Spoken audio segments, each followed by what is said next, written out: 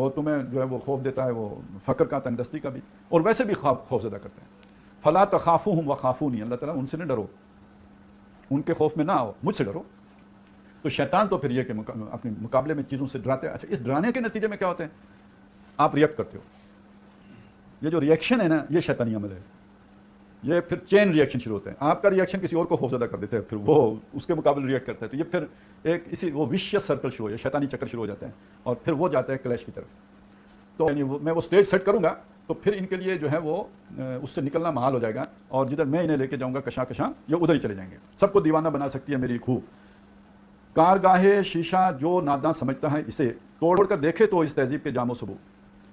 جو یہ سمجھتا ہے نا یہ تہذیب بڑی کمزور ہے، یہ شیشہ گری ہے، یہ تو ایک پتھر کی مار ہے، اس تہذیب کے جام و ثبو جو ہے ان کو ذرا توڑ کے تو دیکھے، یعنی ہاتھوں لگا کے دیکھے یہ کس کو چوٹ ماری ہے. وہ دیوانے، جو وہ پاگل جو کہتے ہیں کہ ہم اس نظام کو دوسرے نظام سے تب بدل دیں گے، میرا نظام بڑا مستحکم ہے، میرا نظام بڑا محکم ہے، اس کو کوئی ہلا نہیں سکتا، بڑی مضبوط ہے.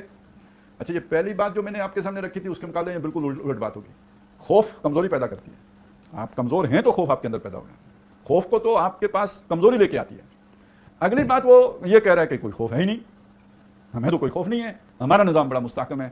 تو اصل میں آپ کو پھڑ وہیں مارنی ہوتی ہے جہاں آپ کی کمزوری ہوتی ہے.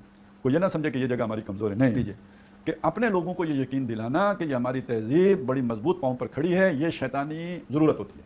یہ فرعون نے بھی لوگوں سے کہا تھا کہ یہ ہمارا نظام بڑا مستحکم ہے، بڑا محکم ہے، لیکن دوسرے